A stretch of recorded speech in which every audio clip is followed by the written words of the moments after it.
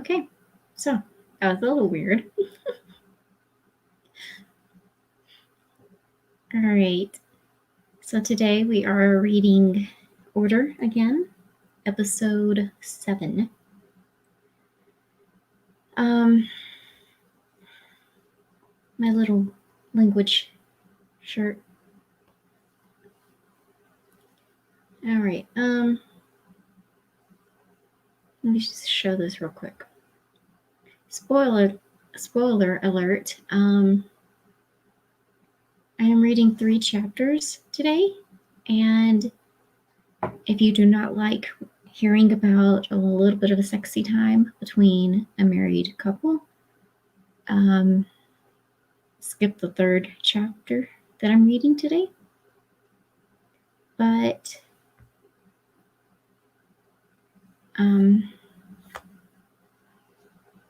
yeah. All right, so I'm going to go ahead and take that off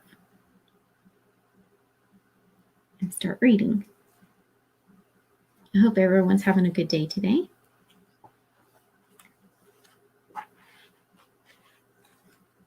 All right.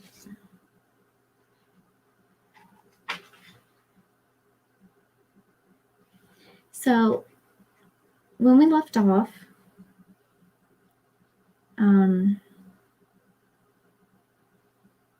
they had a visitor, and Katerina did a tarot reading for her brother about what they have to do now.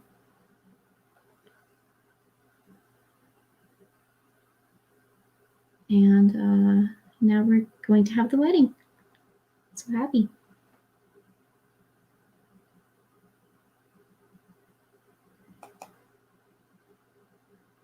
Let me pause that.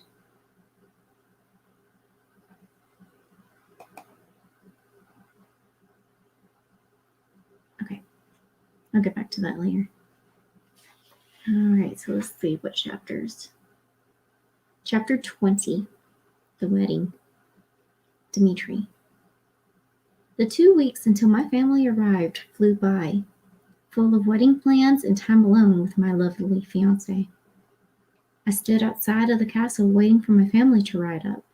I was nervous. I hadn't been allowed to see Katerina today, and I knew that I wouldn't be allowed to see her tomorrow either, until she walked down the aisle. Carriage wheels brought my attention back to the present. I smiled when I saw my family's carriage roll up the hill to where I stood. My younger sisters were hanging out of the windows, waving at me. I waved back. The carriage stopped before me, and I looked up at my sisters. Shaking my head, I opened the door to the carriage. First my sisters got out, then my mother with a baby, and then my father stepped out of the carriage. My youngest sibling? I asked. Your brother, Alexei, said my mother. She offered for me to take him, and I did. I held my brother and smiled. Hey, Alexei, I'm Dimitri, your older brother. Alexei's eyes met mine, and we stared at each other in awe. My smile came back, and an answering smile came out on his face. I looked up at my other family members and said, Come. I'll show you to your rooms. I turned and walked inside of the castle. I'm so glad that you are here. I can't wait for you to meet Katerina's family. As we talked, catching up on what we have gotten up to in the almost year it's been since I last saw them, we reached the room that my youngest 2 sisters would share. They went inside to choose which bed they wanted, and we continued on. The next room was to be shared with my other 2 sisters. Shared by my other 2 sisters. Then came the room where my parents and 2-month-old brother would sleep. Dinner is in an hour. Please have a maid bring you to the dining hall. I'll leave you to unpack. I have to have a last suit fitting before dinner. A frown formed on my face, drawing a laugh from my family. I handed Alexei to my mother, and gave them a bow. I shall see you at dinner. I made it to the room where I would be putting on the suit again for my last fitting. I just had to get through today. Tomorrow, I would be marrying Katerina, and we would be husband and wife, free to explore the world if we wanted to. I saw the women that were already waiting for me, and I walked over to where the suit was hanging on the curtain that I would change behind. Changing into the suit and then having the seamstresses poking and prodding at me was the longest process ever. I was unimpressed by the women fluttering around me and talking about how well the suit fit me now. They made it seem like I had done something to make the suit fit better. It was laughable. I nodded to the women as I handed the suit to a maid. Please take this to my room, I said to her. Turning back to the seamstresses, I handed them the money that I had determined to be the bonus. I made my way into the dining room and saw my family and Katerina's family seated in the dining room. Sorry I'm late, I said. That took a little longer than I thought. I looked around for Katerina, even though I knew that I wasn't allowed to see her until the wedding. She's eating in her room today, Frederick said as he motioned for me to sit down at the table. Tomorrow, we will be getting an early start. We will need to get you ready, and we men need to finish moving the heavy furniture around for the ceremony. Then, while we are busy, the womenfolk will be helping Katerina get ready. Our guests will be arriving soon after we get the chapel ready. The ceremony will begin at 10 p.m. I understand. I ate my dinner quietly and tried to think about tomorrow. Are any of the many cousins coming to the wedding? No, said Lonnie. They all wrote and said that they wished me too well, but they had too much going on to attend. She frowned.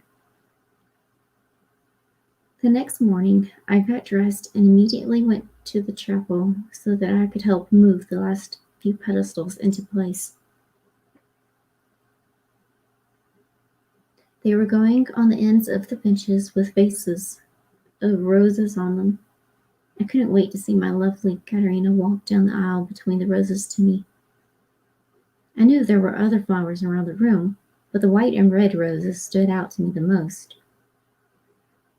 The white roses reminded me of our first date. I walked over to where Frederick and George were standing. Is that everything? I asked them. Frederick glanced around. He nodded. I think so. He put a hand on my shoulder. Come, Dmitri. Let's let the guests in. They're probably waiting outside by now. You might not have noticed, but 2 hours have passed. He smirked at me. I blinked. Apparently, I had been lost in thought while I worked. So it was now 9 in the morning. We let the guests in. The guests came from all over Moore, and then there was my family walking in. They smiled at me in support. Mother whispered to me, Be prepared. She looks wonderful. I smiled, knowing that Katerina always looked wonderful. I walked over to where I was supposed to wait, right in front of the Pope, who was smiling at everyone in the room. Frederick and George walked over to sit with their family. Then a young man walked over to me. I don't think you want to forget your best man, he said. I really looked at him and gasped. Don, when did you get here? Wow, a year has really changed you. Don chuckled. Yes, my prince. I got here right after your family. They told me to wait at Ballista for an extra night. They wanted me to be a surprise to you. We gave brother hugs. It's good to see you, Don. Of course, you are my best man. We straightened up and stood in our places. I looked over and noticed that Katerina's family was missing 3 members. Or 5 if you counted the babies. The 2 baby girls. I looked at Frederick and he smiled, pointing at the room where Katerina waited. I nodded. I wiped my slightly sweaty hands on my suit pants. The double doors to the chapel opened, and everyone turned to look. First came Lonnie as the matron of honor. Then Natalia was next, holding the 1-month-old Elizabeth. Lonnie and Natalia both wore blue blush-colored dresses that flowed around their bodies. Their hair was pulled up in elaborate buns, and they had light makeup on. Elizabeth wore a white and blush dress. I noticed that Lonnie was holding the 5-month-old Adeline in the same style dress as Elizabeth, and I turned to the double doors to see Blake. Everyone in the chapel awed over the cute scene as Blake held a small pillow with 2 rings on it in one hand. Many people laughed slightly at the sight of him scattering flower petals from an open pouch on his waist as he walked. Everyone was told to stand when the bride stepped into view. George must have snuck to the back of the room because he was suddenly at her side and was offering her his arm. Katerina smiled at him, and they slowly made their way up the aisle. I nearly swallowed my tongue. When my mother had said that Katerina looked wonderful, she had understated Katerina's beauty. Katerina wore a stunning gown in white with silver accents that flowed around her body and had a long train behind her that had been held by 2 maids until she started down the aisle. The dress had a heart-shaped top, and her veil covered her face in a shimmery way. Her hair was looped in large curls and formed a flower shape at the back of her head, while the back of the veil flowed over it and down her back. There was a tiara on her head on top of the veil. My eyes met hers, and my breath caught in my throat. She was breathtaking. The Pope cleared his throat when Katerina was standing before me. We turned to him, and he started to speak. We are gathered here in God's presence to join this man and this woman in holy matrimony. He talked about each of us and the accomplishments that we have accomplished in the last few years. He allowed us to speak our own vows then. I turned to Katerina and mentioned our journey to Daniel last year and our dates. I spoke of the gradual attraction that I felt towards her, and I mentioned the procession. You light up the room when you smile. You lighten my heart when you laugh. I love everything about you. I love your stubbornness, your sense of justice, your kind and caring nature, and your adventurous spirit. You are the best thing to ever happen to me. I smiled at her blush. Katerina, I pledge to love and cherish you for the rest of my life. I pledge to walk with you, protect you, fight at your side, be the best husband I can be, and maybe in the future I can be a great father too. We both blushed at that. I slid the ring on her small finger.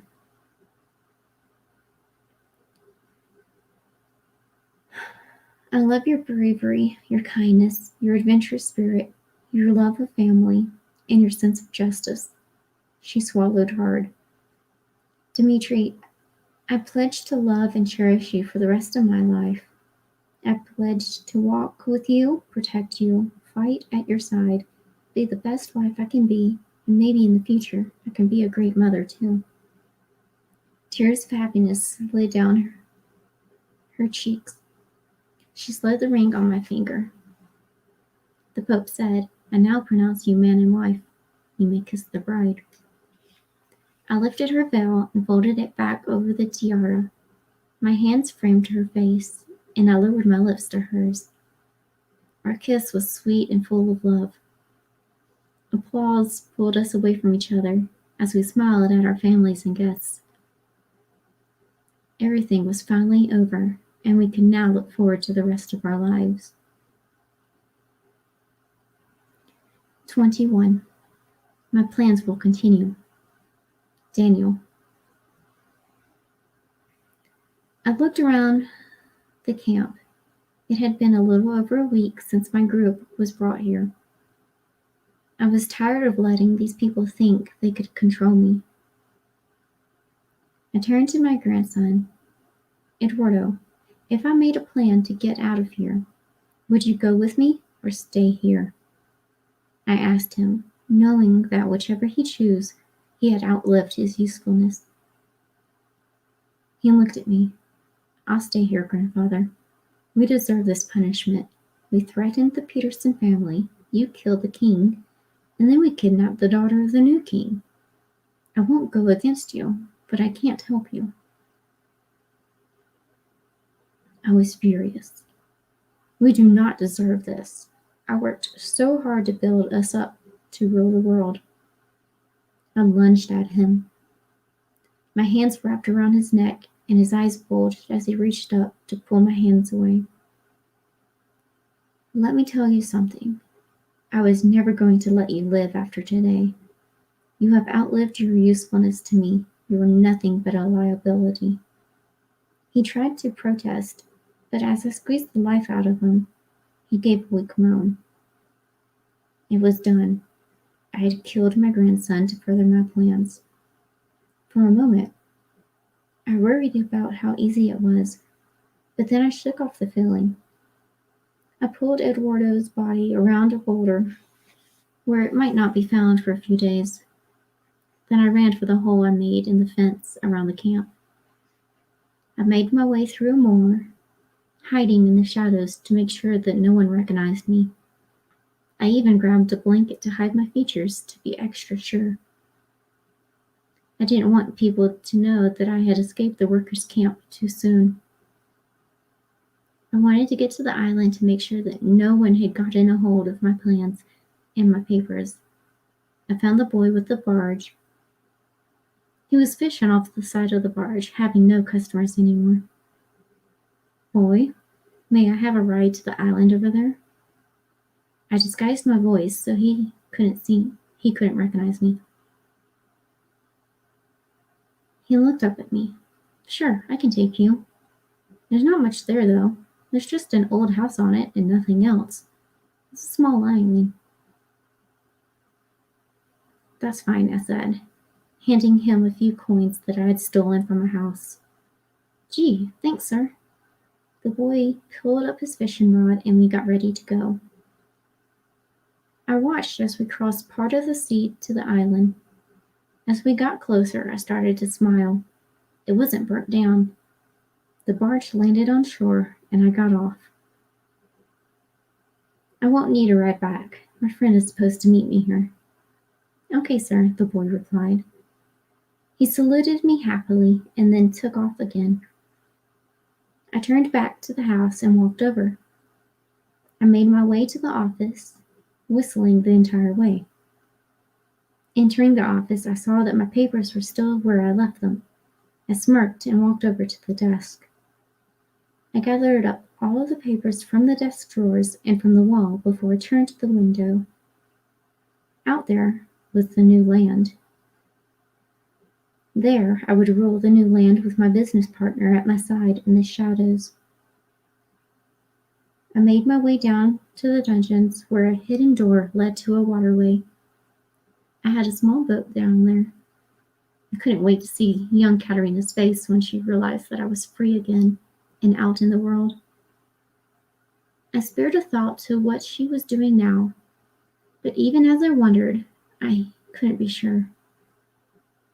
Getting into the boat, I started towards the new land and my new life. My plans would continue, even if it was only in the new land. My life was set. There was no way that Katerina would be able to follow or find me.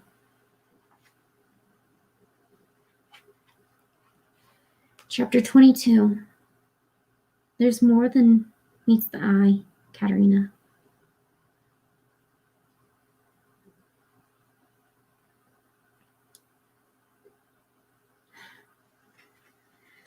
All right.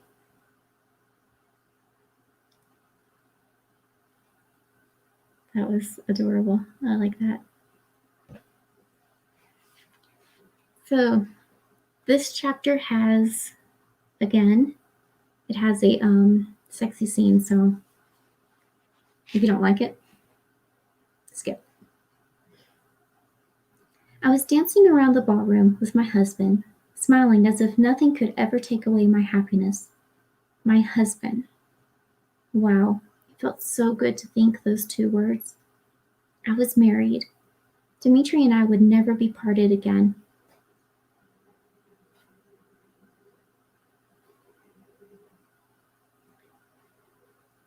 I love you, I said to him. He smiled back at me.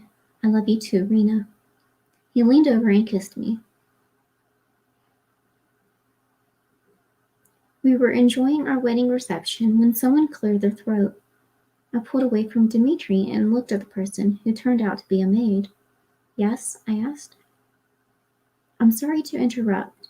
As I was packing your things for your honeymoon, I saw this. She handed me an envelope that had Princess Katerina on the front. I opened the envelope warily and pulled out the paper inside. Princess Katerina, I'm sorry to leave this for you when I'm on my way to the workers' camp, but I just had to let you know that my boss has a business partner. I don't know his name. He came just once to the island and I overheard their conversation. They were talking about some girls in a building. I don't know what they were really talking about, but it seemed really bad. Please take care. Nalia, the maid. I looked over to Dimitri with a pale face. Daniel has a business partner. What are we going to do? He looked at me in concern. We take it one day at a time. First, we'll go back to the island and see if there's anything there that lets us know who the business partner is. Okay, that's a good plan. Let's do that. I was trembling slightly, but now I was determined to find the truth. When do we start? Well, he said, we could postpone the honeymoon and go tomorrow. Only if you want, though. I nodded. Let me tell Frederick and we can go tomorrow. When he smiled, I walked over to my brother and his wife. Frederick, I've received some information about Daniel and a previously unknown business partner. Their faces showed their shock, and I continued speaking. Dimitri and I are going to go to the island and see if there's anything that will tell us about his business partner's name or how to find him or her. When will you leave? He asked, resigned to the fact that I felt that I had to do this. Tomorrow morning, I replied. We had decided to spend one night with my family before heading out. We will be postponing our honeymoon until this is all over. I was sad that I had to halt my plans for this, but I knew that I would never be able to relax until I knew that Daniel's business partner was stopped as well. I was glad that Dimitri understood that and was willing to go with me. Are you disappointed in me? No, Frederick said strongly. I'm not disappointed. I will support you in this. Let me know if there's anything you need. Thank you, brother. I hugged him tightly. I don't say it enough, but I love you. I love you too, little sis. Frederick hugged me back. Then he released me and then pushed me back towards Dimitri. Go back to your husband and enjoy the night. He smirked wickedly, and it grew into a grin when I blushed. Natalia smacked his arm. Don't tease your sister. This is a special night. My blush deepened, and I hurried over to Dimitri. Why are you blushing? Dimitri asked. Frederick was teasing me about tonight, I replied. He blushed slightly, but grinned. Are you wanting to get away from the crowd and spend some time alone with me? My breath caught in my throat. It would be our wedding night, when we consummated our love. I was a little scared. Sure? I squeaked. He chuckled. Okay then. He made our excuses to our guests, and then we left. I refused to look at anyone as we left the room. I knew that we were getting sly looks and grins, and I didn't want to see that. We walked upstairs and down the hall to my childhood rooms.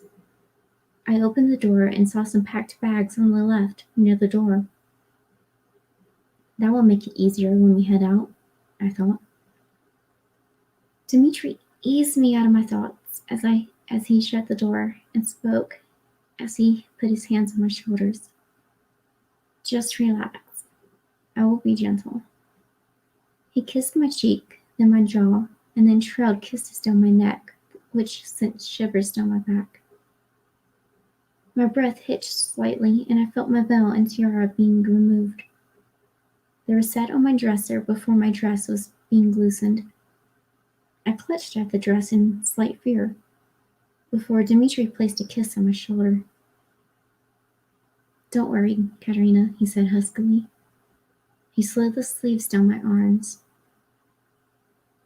I took a calming breath and let my arms fall to my sides, letting the dress slide to the ground.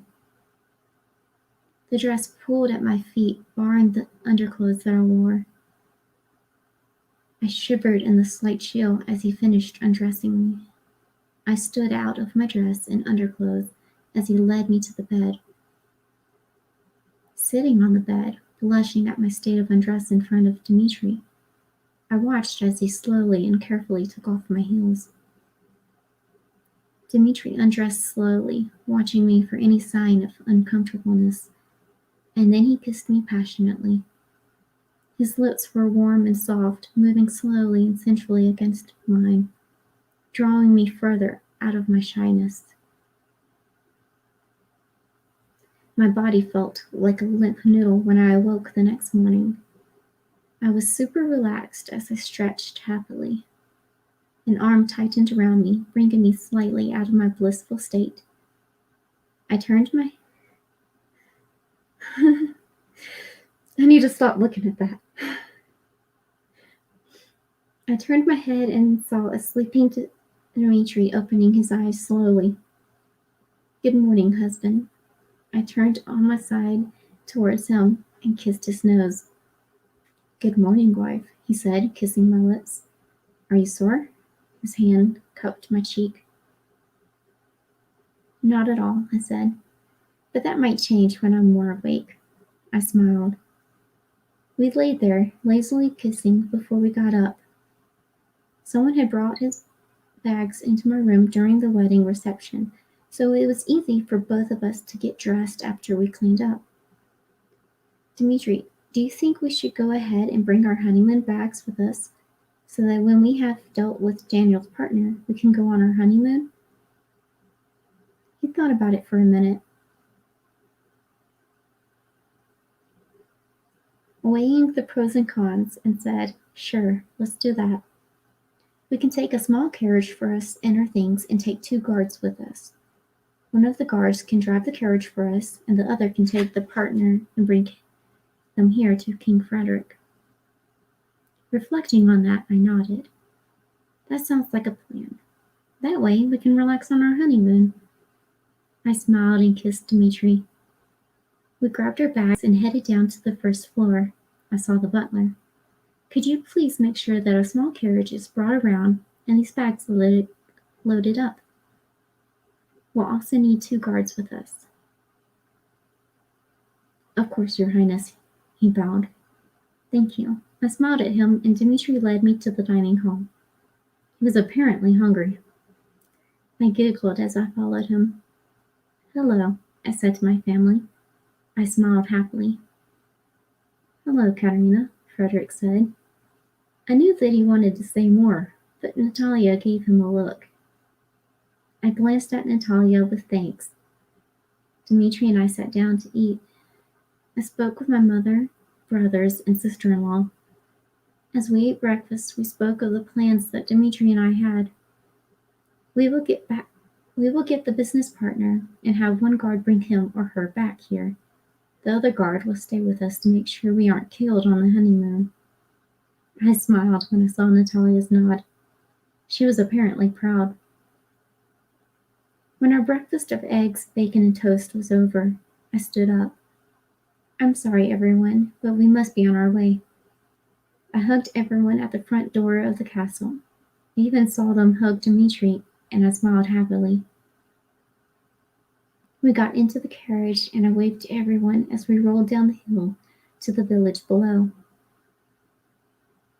The week of travel from the castle to the pier where we could cross to the island was a semi-relaxed trip. On the way, we got to know the 2 guards that my brother Frederick had hired and assigned us. Terence and Travis were brothers, and they had learned how to fight from my father's knights.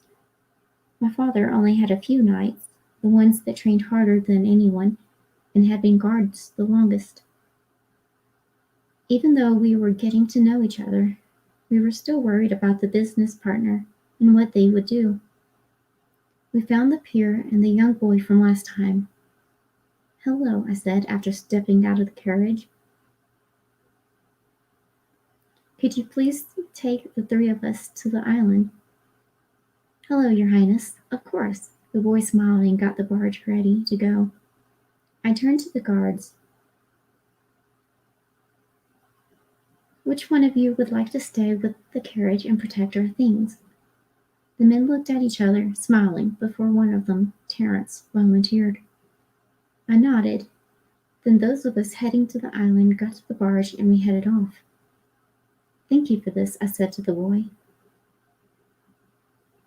We are trying to find someone, so we are looking at the island again to see if there's any clues as to who that might be. You're welcome, Your Highness. However, I took a man over to the island a few days ago. He was covered up, so I didn't see his face, and he did not want to ride back. I looked at Dimitri in shock and saw that he had the same look on his face. Was the business partner really at the island? Was this really going to be easy?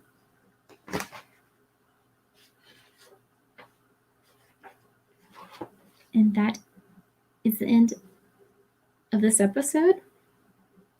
And I have to say, this guy is so funny. All right. So you said that. Thank you for letting your friends know that I'm live. And then he started sending all of these while I was reading. It's kind of hard to read with those.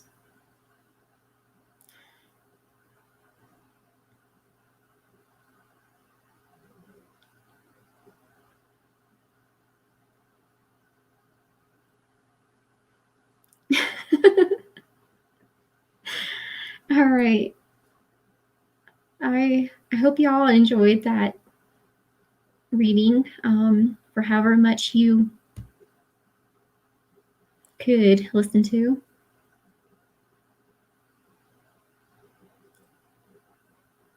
Don't worry, you just made me laugh in the middle of my reading. Thank you.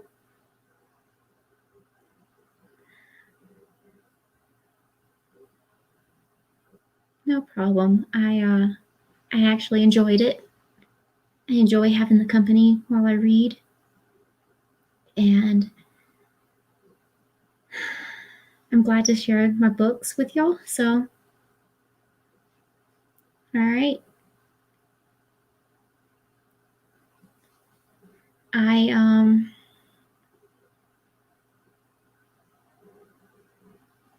Oh yeah, next reading, which will be Wednesday, I have a portion of the book where things get very interesting. And then the whole world opens up for these people. All right. So that'll be another 3 chapters, I believe. And please hit the like button, subscribe if you haven't already. And I shall see you Wednesday. All right. Bye-bye.